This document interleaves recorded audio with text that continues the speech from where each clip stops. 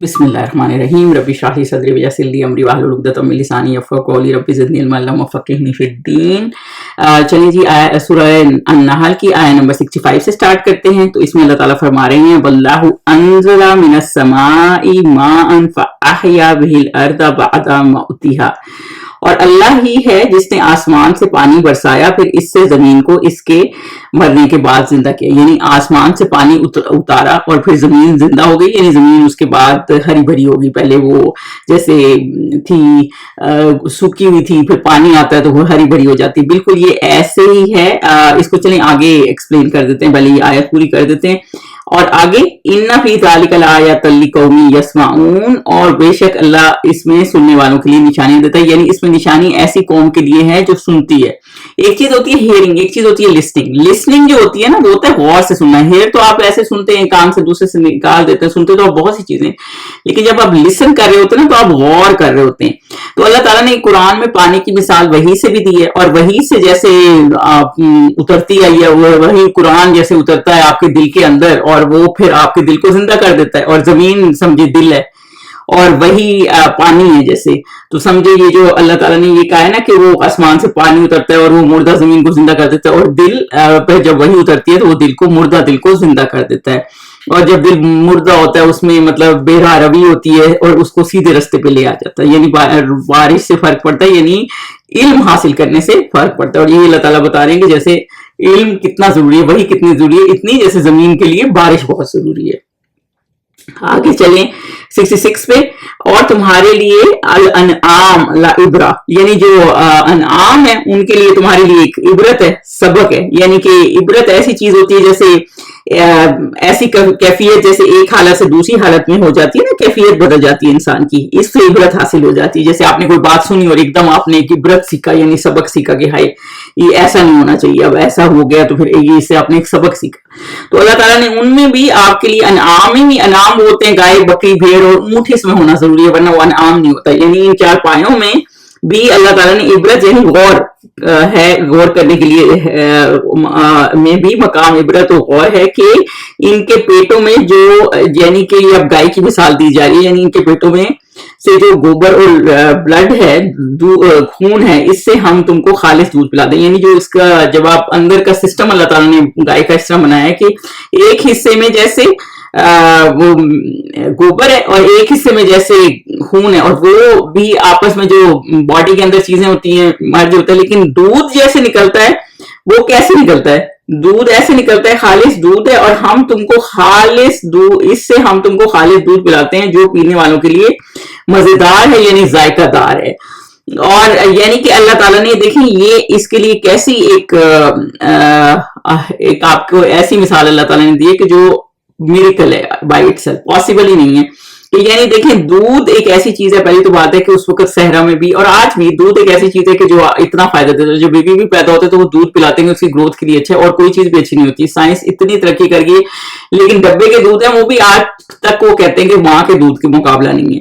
तो basically milk का plant भी आप कितना लगा सकते हैं, यानी दूध गाय खाती है, सिर्फ चारा खाती है, और आपको देखिए कितना कितना दूध है। अल्लाह ताला ये बता रहे हैं कि इसमें ऐसी चीज अंदर उसके बॉडी के इतने सिस्टम चल रहे हैं, फिर भी इतना साफ दूध, ना उसमें कोई खून का कतरा है ना मैस का कोई कतरा है, इतना साफ दूध आता है, और वो कितना फायदेमंद है। यानी कितनी उसमें एनर्जी एंड वाइटामिन अल्लाह ताला ने डाल दी। तो ये अल्लाह ताला अपनी एक जो है वो नेमत बता रहे हैं, कितनी बड़ी नेमत अल्लाह ताला ने जानवरों के जरिए भी इनको इंसानों को अता की है। और ये कि एक हदीस पाक का मफहूम भी है कि खाने पीने में दूध का बदल कोई नहीं है। यानी कि दूध एक ऐसी चीज है कि जो फुल नरिशमेंट है, खाना भी है और पीना भी है। आया नंबर 66 पे चलें, और अल्लाह ताला क्या बता रहे हैं, अपनी ब्लेसिंग्स बता रहे हैं। ये सूरह नाहल है ना, तो ये ब्लेसिंग वाली सूरत है। उसमें और अल्लाह ताला क्या बता रहे हैं, मिन समरातिन नखीली वल अनाबी, और खजूर और अंगूर के मेवों से भी तुम पीने की चीजें तैयार करते हो कि इनसे शराब बनाते हो और उनका रिस्क खाते हो। तो बेसिकली अल्लाह ताला ये बता रहे हैं खजूर अंगूर से बना लेते हो। और जो सकरा का लफ्ज आया ना कि इनसे शराब बनाते हो, यानी और रिज़्क़न हसना अलग आया है, यानी कि शराब हसना चीज नहीं है, अच्छी नहीं है, क्योंकि सकरा का मतलब है कि आप नशावर चीज बनाते हैं, और अच्छा रिस्क उसके अलग है। तो ये उस पहले ही बता दिया गया कि वो कोई अच्छी चीज नहीं है। तो इसी तरह ऐसा उस माशरे में शराब बहुत थी ना, और बाद में حرام کر دی گئی. اور اللہ تعالیٰ کیا کرتے ہیں, ان کا رزق کھاتے ہو, اس سے تم ان کا رزق کھاتے ہو, اور جو لوگ سمجھ رکھتے ہیں ان کے لیے ان چیزوں میں قدرت اللہ کی نشانی ہے. یعنی کہ آپ یہ دیکھیں اس قوم کے لیے نشانی ہے جو عقل رکھتے ہیں, کہ دیکھیں انہی چیزوں سے نشہ بھی بن سکتا ہے فائدہ, اور غلط چیز بھی بن سکتی ہے فائدہ بھی ہو سکتا ہے. اور فائدہ بھی کتنا ہے پھل فروٹ کا, کہ جیسے فریش فروٹ ہے, آپ کو کوئی فریج کی بھی ضرورت نہیں, اور جب بھی آپ درخت سے توڑتے ہیں فریش ہی آ جاتے ہیں. تو دودھ تو اتنا اہم, اور دودھ کا ایک جو پچھلے ہم نے دودھ کی بڑی اتنا اہم ہے کہ ایک حضور صلی اللہ علیہ وسلم کو کسی صحابی نے آ کے اپنا خواب بیان کیا تھا کہ میں نے دودھ پیا اور بچا ہوا دودھ, آپ نے صلی اللہ علیہ وسلم نے, میں نے خواب میں دیکھا آپ صلی اللہ علیہ وسلم نے دودھ پیا اور بچا ہوا دودھ حضرت عمر نے پی دیا ہے.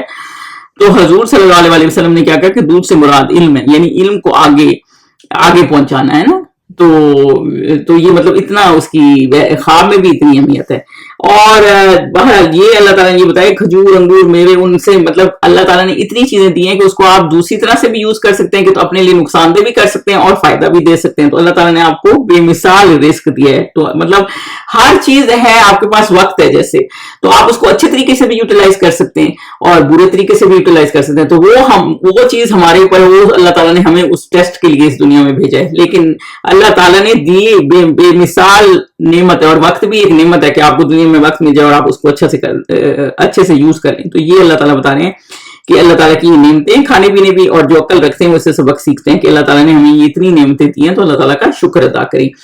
68 پہ چلیں. اور تمہارے پروردگار نے شہد کی مکھیوں کو ارشاد فرمایا. اچھا اب یہ کیونکہ سورہ نحل ہے تو شہد کی مکھیوں کے بارے میں, تو اس میں اللہ تعالیٰ یہ فرما رہے ہیں, نحل بھی آیا ہے, تو شہد کی مکھی کے بارے میں وحی کی کہ شہد کی مکھی کی طرف اللہ تعالیٰ نے وحی کی کو ارشاد فرمایا کہ پہاڑوں میں اور درختوں میں اور اونچی اونچی چھتریوں میں جو لوگ بناتے ہیں گھر بنا, تو ان کو کیا کہا اللہ تعالیٰ نے کہ اپنے گھر کہاں بناؤ, پہاڑوں میں بناؤ, درختوں میں بناؤ, چھتوں میں بناؤ. یعنی وحی کی الہام آئے, جیسے وہ چھپا ہوا ہوتا ہے نا, ظاہر سی بات اس کے پاس فرشتے تو نہیں آئے, اس کو ایسے جیسے حضرت موسیٰ کی والدہ کو الہام آیا تھا کہ بچہ آپ دریا میں ڈال دیں, ویسے ان کو بھی الہام آیا.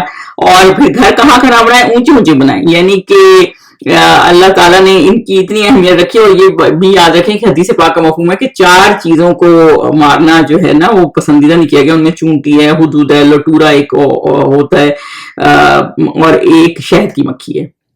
تو شہد کی مکھی بھی ان میں سے ہے. تو اب آپ کہیں گے کہ شہد مکھی تو اتنا کاٹ جاتی ہے, نہیں, جو اگر آپ کو ڈسٹرب نہیں کر رہی نا تو اس کو مت ماریں. چونٹی بھی اگر ڈسٹرب نہیں کر رہی, لیکن اگر گھر کے کھانوں میں آ رہی ہے اس طرح ہے, تو پھر تو سپرے آپ کر سکتے ہیں. اور یہ دیکھیں کہ کہاں پہاڑوں میں, جنگلوں میں, اونچی اونچی جگہ جا کے گھر بناتے ہیں. آپ نے کبھی ایون برڈز کے بھی وہ دیکھے ہوں, تو بڑے ٹیلنٹ طریقے سے, آرگنائز طریقے سے گھر بنے ہوتے ہیں. اور اسی طرح شہد کا چھتا بھی بڑا آرگنائز ہوتا ہے, ہیکساگون کی شکل کی, یعنی 6 کونوں والے خانے ہوتے ہیں, ہر اینگل ان کا برابر ہوتا ہے, کوئی جگہ خالی نہیں ہوتی, جو اٹسیلف ہی بہت بڑا میریکل ہے. اور شہد کی مکھیوں کی چند خصوصیات یہ بھی ہیں کہ وہ فیمیل ہمیشہ یہ شہد بناتی ہیں اور سارا کام کرتی ہیں, میل تو کچھ خاص کام نہیں کرتے. اور ایک ان کی کوئین ہوتی ہے, اور وہ اوبیڈینٹ ہوتی ہیں کہ جو اللہ تعالیٰ جہاں ان کو کہتا ہے اللہ تعالیٰ ویسے ہی آرگنائز طریقے سے چلتی ہیں.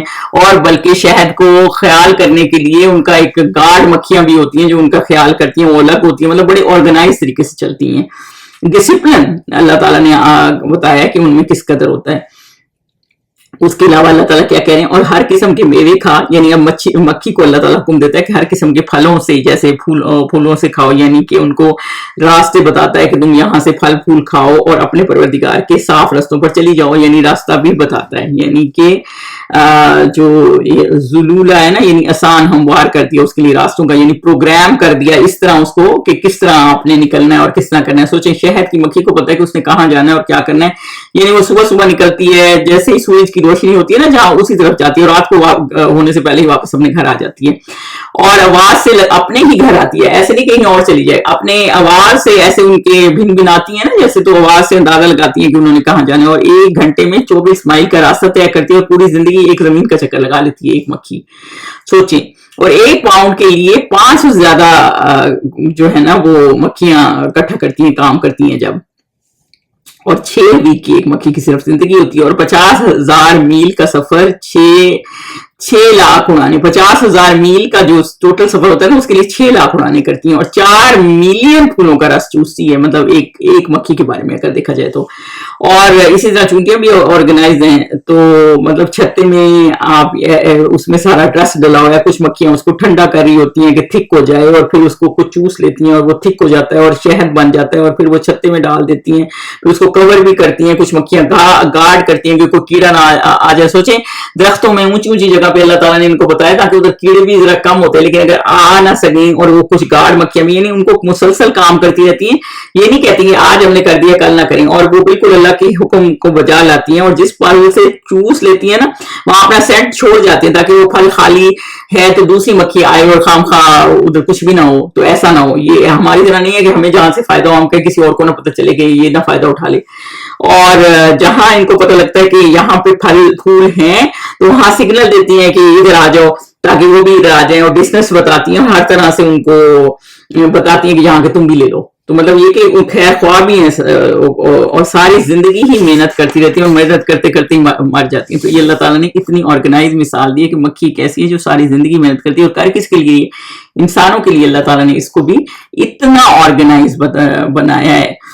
और इसी तरह आलिम की भी आप मिसाल ले लेते हैं, अगर शहद की मक्खी की तरह एक आलिम की मिसाल लें, उसका भी इल्म जैसे वो फैलाता रहता है, मर भी जाता है ना तो उसका इल्म फैलता रहता है। और ये मक्खियां भी मर भी जाती हैं तो दूसरी मक्खियां काम करती रहती हैं और शहद उनका हम खाते रहते हैं। तो हमें तो पता नहीं है जो बोतलों में शहद पड़ा है कितनी मक्खियों ने बनाया होता है और वो जिंदा भी होती है कि नहीं उस वक्त। और अल्लाह ताला ने आया नंबर 69 में बताया, और हर किस्म के मेवे खा और अपने परवरदिगार के साफ रस्तों पर चली जा, इसके पेट से पीने की चीज निकलती है जिसके मुख्तलिफ रंग होते हैं, इसमें लोगों के लिए के कई अमराज की शिफा है। अच्छा, शहद में उनके पेटों से जो शहद निकलता है यानी वो अपने मुंह में लेती हैं और फिर उसको थिक करती हैं, और जो शहद निकलता है जिसके मुख्तलिफ रंग है यानी डार्क है, कोई लाइट होता है शहद की, कभी डार्क कलर का होता है, और इसमें लोगों के लिए शिफा है यानी जिस्म की बीमारियों के लिए। कुरान में भी शिफा है ना दिलों के लिए, तो इसीलिए शहद अल्लाह ताला ने खाने की चीजों में भी शिफा रखी है, और उसमें इल्म का है, यानी कि ये बताया कि ये कई अमराज की शिफा है। एक सहाबी थे तो वो इस तरह के थे कि वो बीमार हो गए, उनके भाई को शायद पेट की कोई मसला था, तो उन्होंने हजूर सल्लल्लाहु अलैहि वसल्लम ने उनको कहा कि इसको शहद खिलाओ।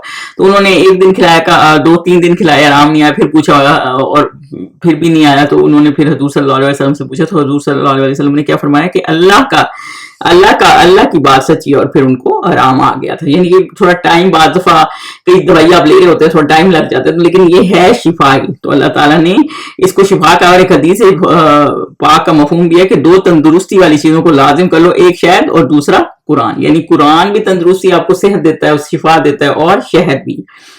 और आप सल्लल्लाहु अलैहि वसल्लम को भी शायद पसंद था क्योंकि मीठा भी पसंद करते थे ना। आज आप चीनी देखें तो जो भी इंसानों ने चीजें बनाई हैं उसको सत्यानाश कर दिया, तो वो कहते हैं ये तो कोई वाइट पॉइजन है। तो इसलिए शहद की, और आप ये देखें शहद की मक्खी ना कभी गंदे फल से रस नहीं चूसती, वो हमेशा उससे चूसती है जो सही वाला हो, ताकि ये ना हो कि सारा खराब हो जाए, सारा शहद ही खराब हो जाए। बिल्कुल फायदेमंद उससे सही तरह के फल से शहद चूसती है, वो फल से रस चूसती है।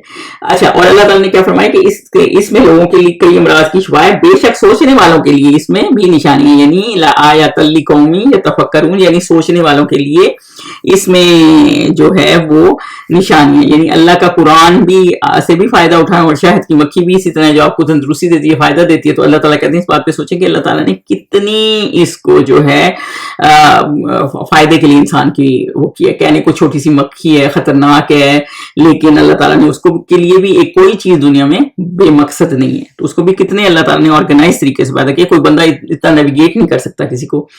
आया नंबर 70 पे चले, वल्लाहु खलक़कुम सुम्मा यतवफ़्फ़कुम, और अल्लाह ही ने तुमको पैदा किया फिर वही तुमको मौत देता है, यानी अल्लाह ही पैदा करता है और वही फौत करता है। यानी इंसान तो बेबस है, इंसान को कुछ पता नहीं उसने पैदा कब होना है और मरना कब है, सब ये अल्लाह ताला को ही पता है।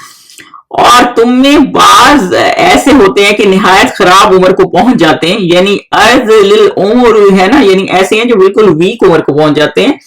खराब उम्र मतलब ये कि बूढ़ी उम्र को, ऐसी वीकेस्ट उम्र हो जाती है जैसे इंसान बूढ़ा होकर फिर बच्चा बन जाता है ना, तो बिल्कुल वो जहनी काम नहीं करता, जितना पहले इल्म होता है सारा जाता रहता है, यादाश्त लोगों की चली जाती है, अल्जाइमर हो जाता है। आप पता ही है बूढ़े जमीन पे नहीं बैठ सकते, फिर कुर्सी में बैठते हैं, फिर मतलब उनकी हालत हुई होती है। کئی بیڈ پہ ہوتے ہیں, بیڈ ریڈن ہوتے ہیں, تو مطلب پھر واپس جب جانے کا ٹائم ہوتا ہے, بہت لوگ بوڑھے ہو جاتے ہیں جب 80-90 سال کی عمر میں پہنچ جاتے ہیں, تو پھر وہ پیچھے جانا شروع ہو جاتے ہیں. تو اللہ تعالیٰ آیت نمبر 70 میں فرما رہے ہیں, اور تم میں بعض ایسے ہوتے ہیں کہ نہایت خراب عمر کو, ویک عمر کو پہنچ جاتے ہیں اور بہت کچھ جاننے کے بعد ہر چیز سے بے علم ہو جاتے ہیں. یعنی کئی لوگ تو آپ نے دیکھا ہوگا اتنے بوڑھے ہو جاتے ہیں ان کو نماز ہی یاد نہیں ہوتی, پہلے وہ نمازیں پڑھے ہوتے. اس لیے کہتے ہیں نا کہ صحت جانے سے پہلے صحت کا خیال کر لیں اور وقت بچا لیں, وقت جانے سے پہلے وقت کا خیال کر لیں, کیونکہ اگر آپ بے شک دنیا میں ہوں بھی اور اس حالت میں ہو کہ الزائمر ہو, اتنے بوڑھے ہو, کچھ یاد نہ ہو, قرآن یاد نہ ہو, اور جو ساری آپ نے ڈگریاں کی تھی جو سب ختم ہو گیا, تو پھر کس چیز کا آپ کو فائدہ ہوگا؟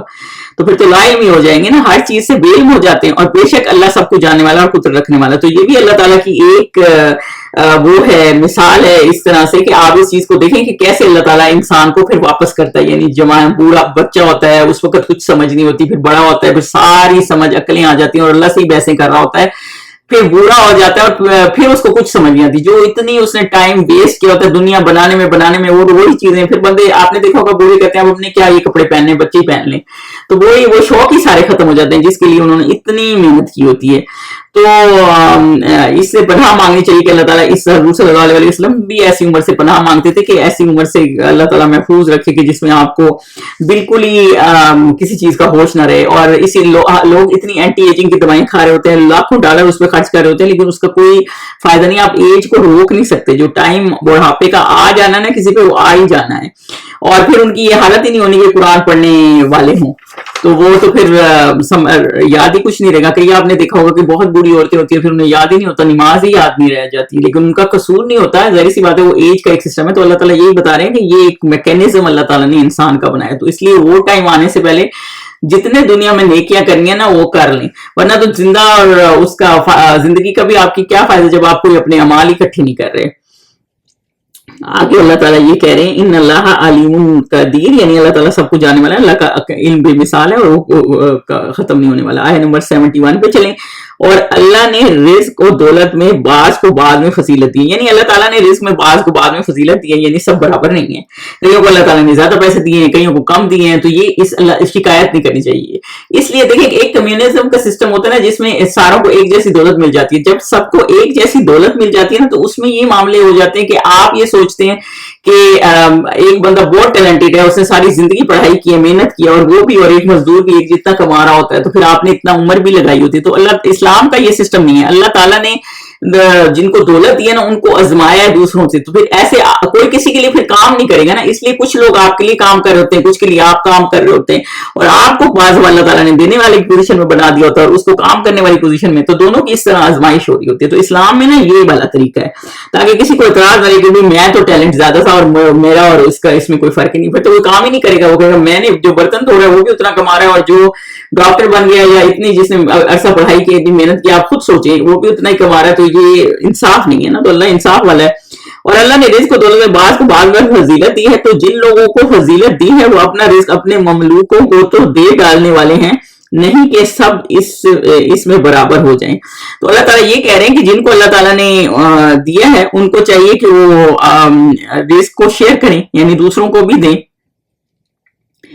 تو اور تو کیا یہ لوگ نعمت الہی کے منکر ہیں, یعنی غلام ہے اپنا رزق ان کو نہیں دیتے, جو غلام ہے یعنی غلام کے ساتھ شریک نہیں کرتے. کئی لوگ ایسے ہیں مگر اللہ کے ساتھ شریک بناتے ہیں. تو اللہ تعالیٰ یہ بتا رہے ہیں جن کو اللہ تعالیٰ نے دولت میں وہ دی ہے نا, تو اپنا رزق, یعنی آپ کبھی ایسے کریں گے کہ اپنی ہی کپڑے جو پہنتے ہیں وہی اپنی نوکرانی کو دے دیں. آپ ہمیشہ یوز کر کے ہی دیتے ہیں, کبھی نئے اٹھا کے نہیں دیں گے, اور تو اپنے اس میں تو شریک نہیں کرتے. تو اللہ تعالیٰ کہہ رہے ہیں اور اللہ کے ساتھ شرک کھڑا کر دیتے ہیں, مطلب خود اتنا بھی پسند نہیں کرتے کہ غلام کے ساتھ کوئی تھوڑی سی چیز بھی شیئر کر لیں, اور اللہ کے ساتھ شیئر کر لیتے ہیں, اور اللہ کی نعمتوں کا انکار کرتے ہیں. جب اللہ کا احسان ہے ان کا انکار کرتے ہو اور بتوں کے نام کر دیتے ہو, یعنی جب اللہ تعالیٰ نے کوئی چیز دی ہے تو بتوں کے نام کر دیتے ہو کہ یہ بتوں نے ہمیں دی ہے, اور اللہ کا شکر بھی نہیں ادا کرتے, یعنی کہ خود تمہارا یہ حال ہے, اور یہ لوگ نعمت الہی کے منکر ہیں. تو اب اس آیت کو دوبارہ پڑھ لیتے ہیں.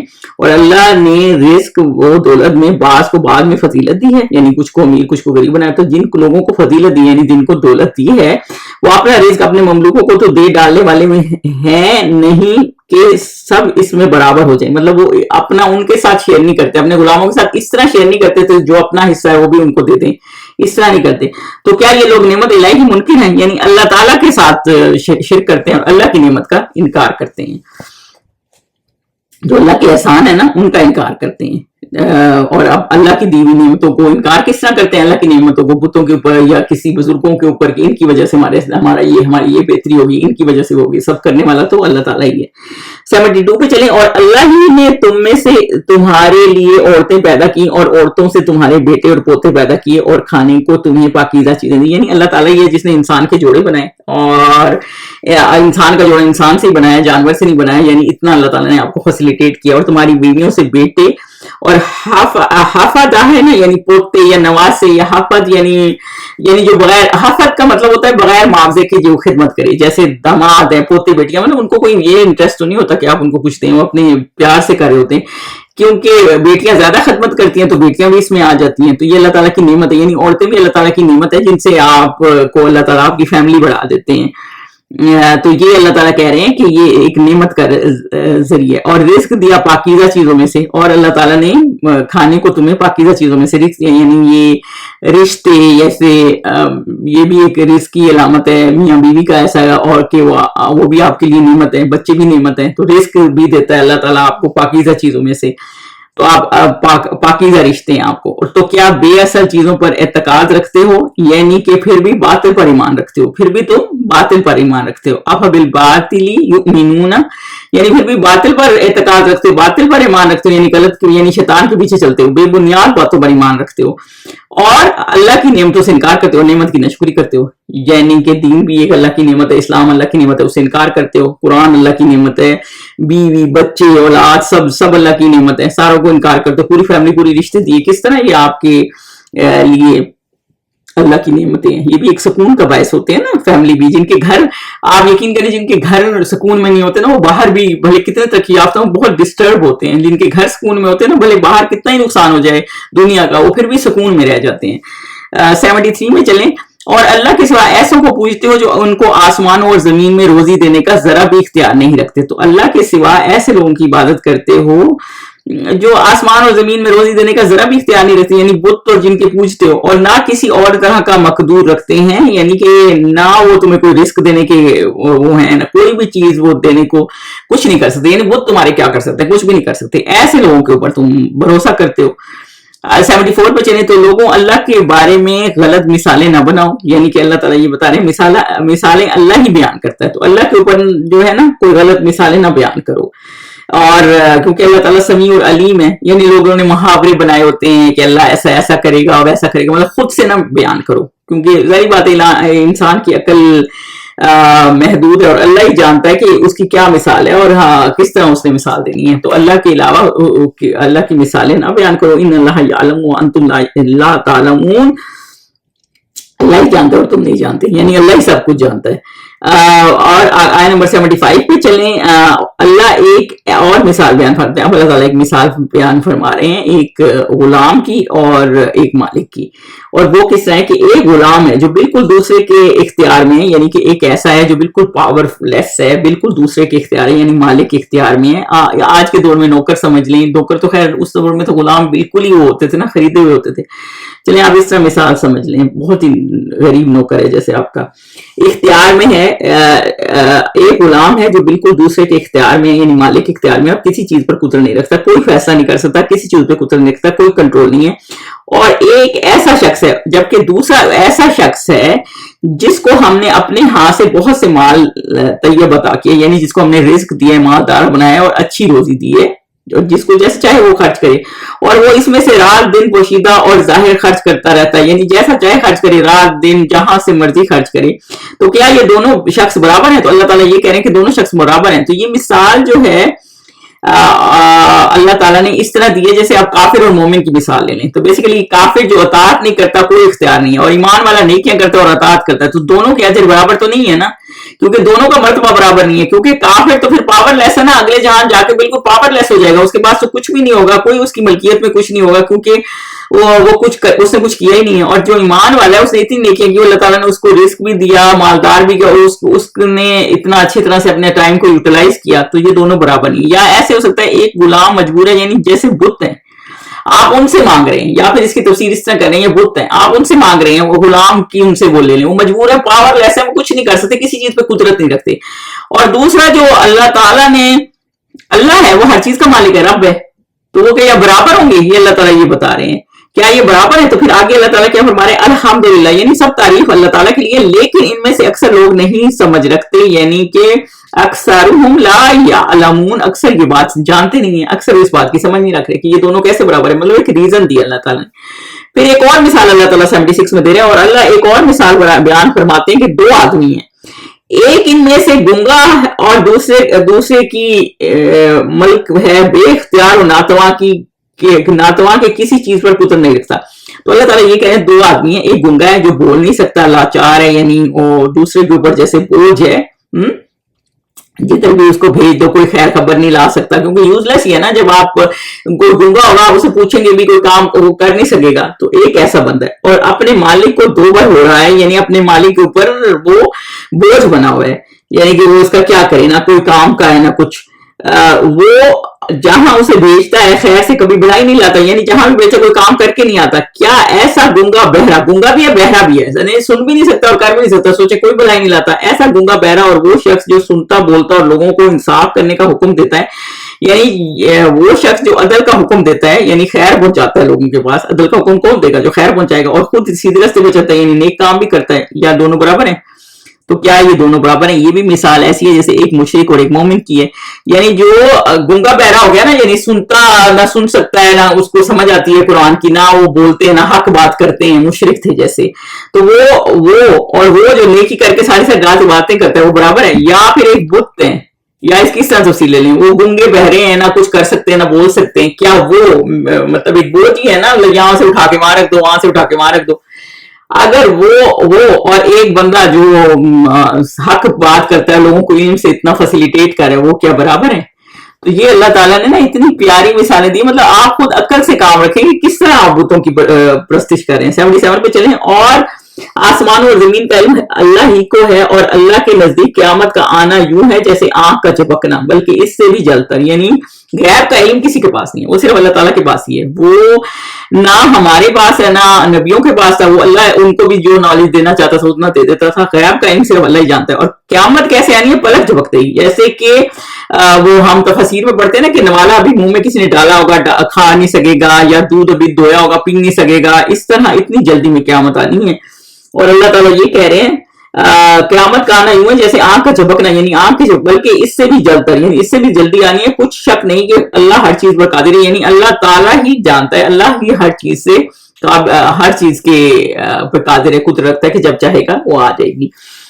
اور 78 میں چلیں. واللہ اخرجکم من بطون امہاتکم لا تعلمون شیئا وجعل لکم السمع والابصار والافئدہ.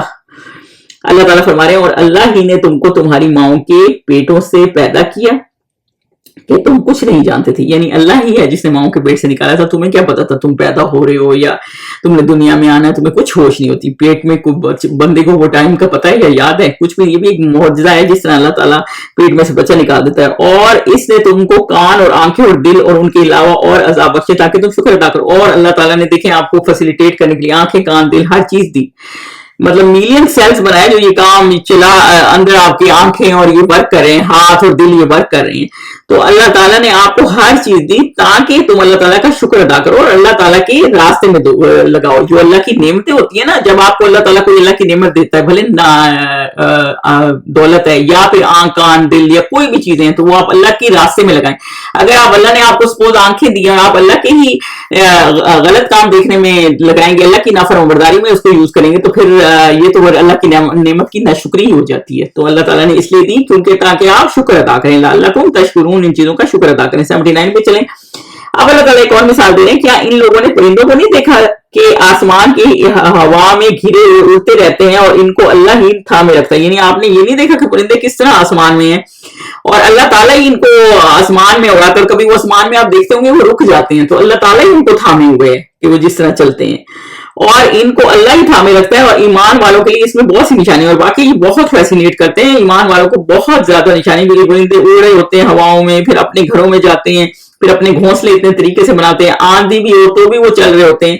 तो ये ना ईमान वालों के लिए बहुत बड़ी निशानी है कि अल्लाह ताला ने इंसान को किस कदर नेमतें बख्शी हैं और अल्लाह ताला ने इंसान को फैसिलिटेट करने के लिए कितनी चीजें दुनिया में पैदा की हैं ताकि वो उनको देख देख के खुश हो और अल्लाह का शुक्र अदा करे। सुभानक अल्लाहुम्मा व बिहम्दिक, अशहदु अल्ला इलाहा इल्ला अंत, अस्तगफिरुका व अतूबु इलैक।